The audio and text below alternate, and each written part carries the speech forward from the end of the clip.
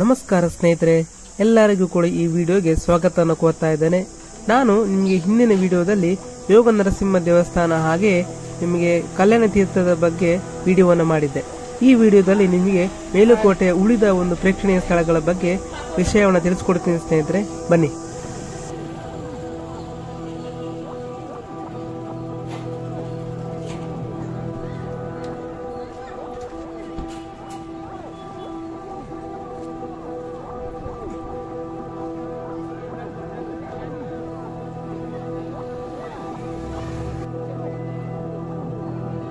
ಸ್ನೇಹಿತರೆ, ಈ ಮೇಲುಕೋಟೆಯ ಇತಿಹಾಸ ಏನಿದೆ, ರಾಮಾನುಜಾಚಾರ್ಯರು ಇಲ್ಲಿಗೆ ಬಂದು ನೆಲೆಸಿ ಇದನ್ನ ಧಾರ್ಮಿಕ ಕೇಂದ್ರವನ್ನಾಗಿ ಮಾಡಿಕೊಂಡಾಗ ಇದು ಪುನಶ್ಚೇತನಗೊಳ್ತು ಅಂತ ಹೇಳಿ ಇಲ್ಲಿನ ಸ್ಥಳೀಯರು ಮತ್ತು ಇತಿಹಾಸಕಾರರು ಹೇಳ್ತಾರೆ.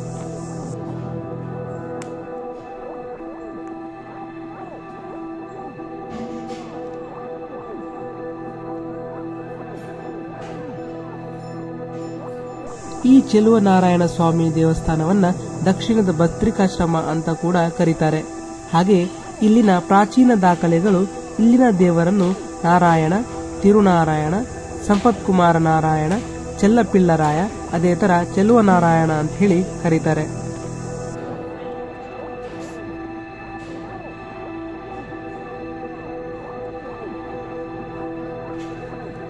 ಈ ದೇವಸ್ಥಾನದಲ್ಲಿರುವಂತಹ ಪ್ರವೇಶ ದ್ವಾರದ ಎರಡೂ ಬದಿಯಲ್ಲಿ ಒಂದೊಂದು ಅಂಕಣದ ಬೊಗಸಾಳ ಮಂಟಪವನ್ನು ನೀವು ನೋಡಬಹುದು. ದೇವಸ್ಥಾನದ ಗರ್ಭಗೃಹ ವೇಸರ ಮಾದರಿಯ ವಿಮಾನ ಮತ್ತು ಸಿಂಹ ಪ್ರಣಾಳವನ್ನ ಹೊಂದಿದೆ. 1458 ದಾಖಲೆಯ ಪ್ರಕಾರ ನಾಗಮಂಡಲದ ಮುಖ್ಯಸ್ಥ ತಿಮ್ಮಣ್ಣ ದಂಡನಾಯಕನ ಹೆಂಡತಿ ರಂಗಾಂಬಿಕೆ ಈ ಯದುಗಿರಿ ಅಮ್ಮನವರ ದೇವಸ್ಥಾನದ ಮುಂಭಾಗದಲ್ಲಿರುವಂತಹ ರಂಗಪ್ಪನ ಮಠವನ್ನು ನಿರ್ಮಿಸುತ್ತಾರೆ. ಇಲ್ಲಿರುವಂತಹ ಸೂಕ್ಷ್ಮ ಕೆತ್ತನೆಗಳು ರಾಮಾಯಣ, ಮಹಾಭಾರತ, ಅದೇ ತರ ಭಾಗವತದ ಪ್ರಸಂಗಗಳನ್ನು ಸೂಚಿಸುತ್ತವೆ.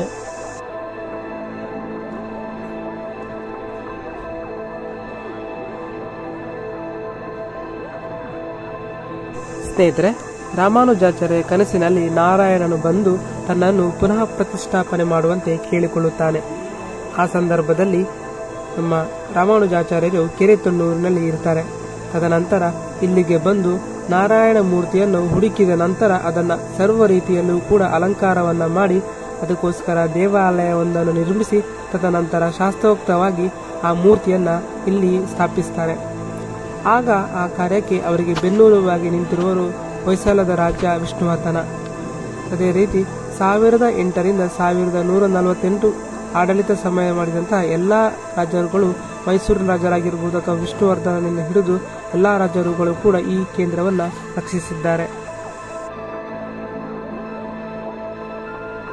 ಇತಿಹಾಸದ ಪುಟಗಳಲ್ಲಿ ದೆಹಲಿಯ ಸುಲ್ತಾನನ ಮಗಳಾದಂತಹ ಶಹಜಾದಿ ಇಲ್ಲಿನ ಮೂರ್ತಿಯನ್ನ ದೆಹಲಿಗೆ ಕೊಂಡೊಯ್ದಿದ್ದಾಳೆ ಅನ್ನೋ ಒಂದು ದಾಖಲೆ ಇದೆ. ಅದೇ ರೀತಿ ರಾಮಾನುಜಾಚಾರ್ಯರು ತನ್ನ ಭಕ್ತ ಸಮೂಹದೊಂದಿಗೆ ಅಲ್ಲಿಗೆ ತೆರಳಿ ಅಲ್ಲಿನ ಮೂರ್ತಿಯನ್ನ ಅವರ ಒಪ್ಪಿಗೆಯನ್ನು ಪಡೆದು ಸಂತೋಷದಿಂದ ಇಲ್ಲಿಗೆ ತಂದು ಮರುಸ್ಥಾಪನೆ ಮಾಡ್ತಾರೆ.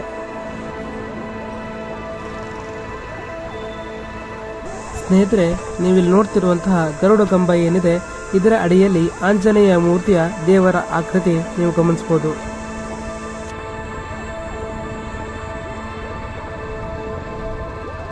ಸ್ನೇಹಿತರೆ, ಇದು ಚೆಲುವಿನ ದೈವಿಯ ಹೆಬ್ಬಾಗಿಲು. ನಾವೀಗ ಹೋಗ್ತಾ ಇರೋದು ಪುರಾಣ ಪ್ರಸಿದ್ಧ ಶ್ರೇಷ್ಠವಾದಂತಹ ಧನುಷ್ಕೋಟಿಯನ್ನ ನೋಡ್ಲಿಕ್ಕೆ. ಬನ್ನಿ ಸ್ನೇಹಿತರೆ.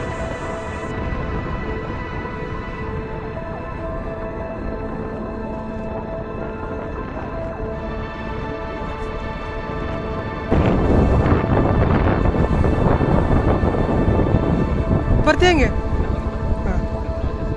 ಸರಿ ಸರಿ.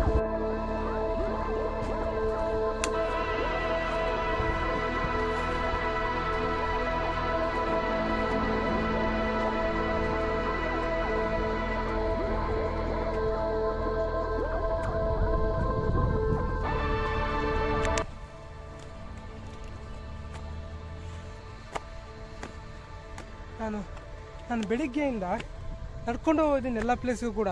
ಈಗಷ್ಟೇ ಬೈಕಲ್ಲಿ ಬಂದು ಇದೊಂದು ಪ್ಲೇಸಿಗೆ ಸ್ವಲ್ಪನೂ ಬೈತಿಲ್ಲ ಸ್ನೇಹಿತರೆ.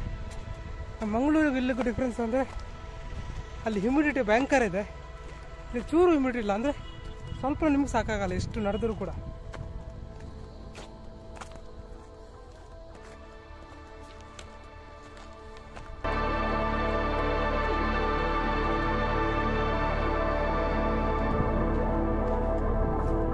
ಸ್ನೇಹಿತರೆ, ನೀವು ಇಲ್ಲಿಗೆ ಬರುವಾಗ ಸ್ವಲ್ಪ ಜಾಗ್ರತೆಯನ್ನು ವಹಿಸಿ ಅಂತ ಹೇಳಲಿಕ್ಕೆ ಇಷ್ಟಪಡ್ತೇನೆ. ಯಾಕಂತ ಹೇಳಿದ್ರೆ ಇದು ಸ್ವಲ್ಪ ನಿರ್ಜನವಾದ ಪ್ರದೇಶ, ಆದರೆ ನಿಮಗೆ ಇಲ್ಲಿ ಪ್ರಕೃತಿ ಸೌಂದರ್ಯವನ್ನು ಅತಿಯಾಗಿ ಹೆಚ್ಚಾಗಿ ನೀವು ಇಲ್ಲಿ ಅನುಭವಿಸಬಹುದು ಅಂತ ಹೇಳ್ಬೋದು. ಯಾಕಂತ ಹೇಳಿದ್ರೆ ಇಲ್ಲಿ ನಿಶಬ್ದವಾಗಿದೆ. ಅದೇ ತರ ಇಲ್ಲಿ ನಿಮಗೆ ಸಾಕಷ್ಟು ವ್ಯೂ ಪಾಯಿಂಟ್ಗಳು ಕೂಡ ಸಿಗ್ತವೆ.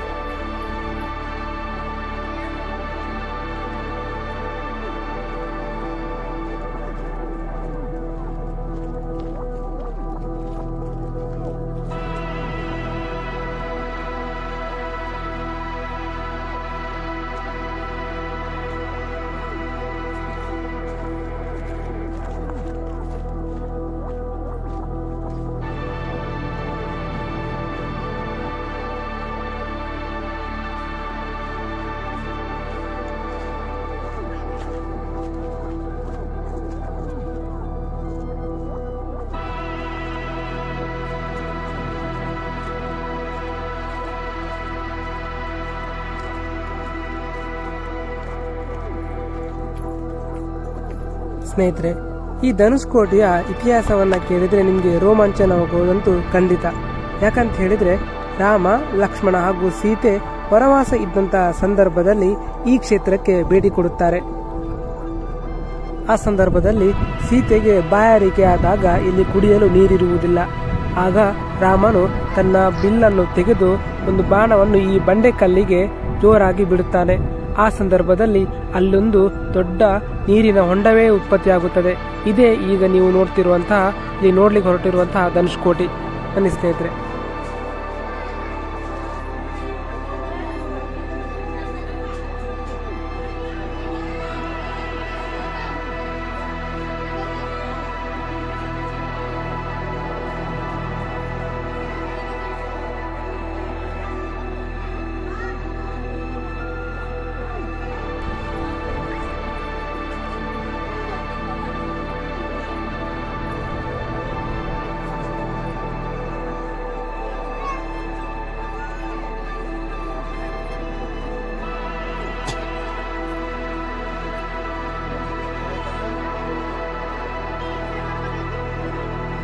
ಸ್ನೇಹಿತರೆ, ಇಲ್ಲಿ ನೀವು ರಾಮ, ಲಕ್ಷ್ಮಣ, ಸೀತೆ ಹಾಗೂ ಆಂಜನೇಯನ ಮೂರ್ತಿಯ ಕೆತ್ತನೆಗಳನ್ನ ನೋಡಬಹುದು.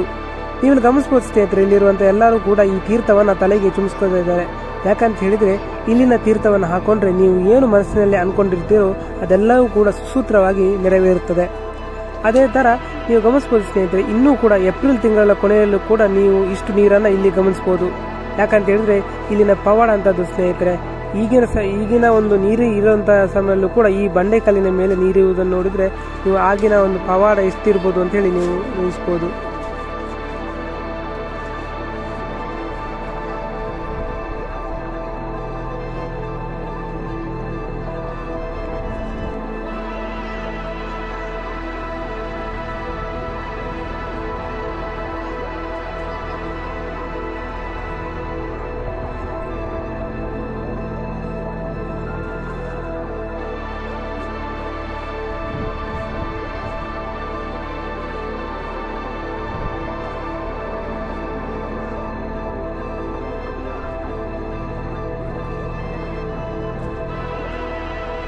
ರಾಮನು ತಾನು ಇಲ್ಲಿಗೆ ವನವಾಸ ಬಂದಿದ್ದ ಸಂದರ್ಭದಲ್ಲಿ ಆದಂತಹ ಪಾದದ ಗುರುತು ಅಂತ ಹೇಳಿ ಇದನ್ನೆಲ್ಲರೂ ಸ್ಥಳೀಯರು ನಂಬ್ತಾರೆ ಸ್ನೇಹಿತರೆ.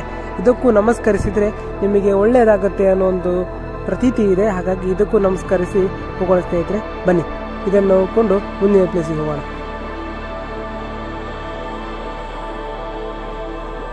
ಇಲ್ಲಿ ನಿಮಗೆ ಈ ತರ ಕೆರೆಗಳು ಸುಮಾರಾಗಿ ಸಿಗ್ತವೆ. ಆದರೆ ನನಗೆ ಈ ಕೆರೆಯ ಬಗ್ಗೆ ಅಷ್ಟೊಂದು ಮಾಹಿತಿ ಇಲ್ಲ ಸ್ನೇಹಿತರೆ. ಆದ್ರಿಂದ ಇದರ ಬಗ್ಗೆ ಒಂದು ನನಗೆ ಕ್ಷಮೆ ಇರಲಿ. ಮುಂದಿನ ಪ್ಲೇಸ್ಗೆ ಹೋಗೋಣ ಸ್ನೇಹಿತರೆ. ಬನ್ನಿ.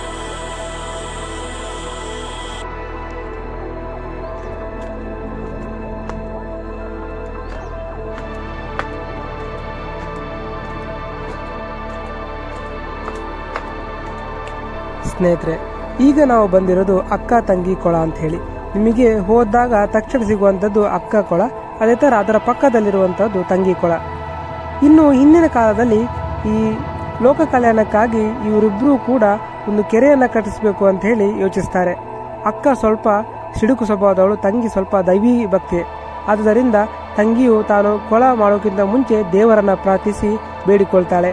ಅದೇ ತರ ಇಬ್ಬರೂ ಕೂಡ ಕೊಳವನ್ನ ರಚಿಸಿದ ನಂತರ ಅಕ್ಕನ ಕೊಳ ಏನಾಗಿರುತ್ತೆ ಅದರಲ್ಲಿ ಸ್ವಲ್ಪ ಈ ಕಲ್ಲು ಮಿಶ್ರಿತ ಮಣ್ಣು ಮತ್ತೆ ಕೆಸರು ಇರುತ್ತೆ, ಆದರೆ ತಂಗಿ ಕೊಳ ಶುಭ್ರವಾಗಿರುತ್ತೆ. ಆದ್ದರಿಂದ ಇದು ಏನಾಗುತ್ತೆ, ಅಕ್ಕನಿಗೆ ಸ್ವಲ್ಪ ಬೇಸರ ಉಂಟಾಗಿ ಅವಳು ಮರುಗಲಿಕ್ಕೆ ಸ್ಟಾರ್ಟ್ ಮಾಡ್ತಾಳೆ. ಆವಾಗ ದೇವರು ಅವಳಿಗೆ ಕನಸಿನಲ್ಲಿ ಬಂದು, ನೋಡು, ಈ ತರ ನಿನ್ನ ಪಾಪಕ್ಕೆ ಪ್ರಾಯಶ್ಚಿತ್ತ ಆಗ್ಬೇಕಂತ ಹೇಳಿದ್ರೆ ಈ ದೇವರ ಒಂದು ಬಟ್ಟೆಗಳು ಅದೇ ತರ ಪೂಜಾ ಸಾಮಗ್ರಿಗಳನ್ನ ಇದರಲ್ಲಿ ತೊಳೆಯಲು ಬಿಡು, ಆದ ನಂತರ ಇದು ಪವಿತ್ರವಾಗಿ ಒಂದು ರೂಪುಗೊಳ್ಳುತ್ತೆ ಅಂತ ಹೇಳ್ತಾರೆ.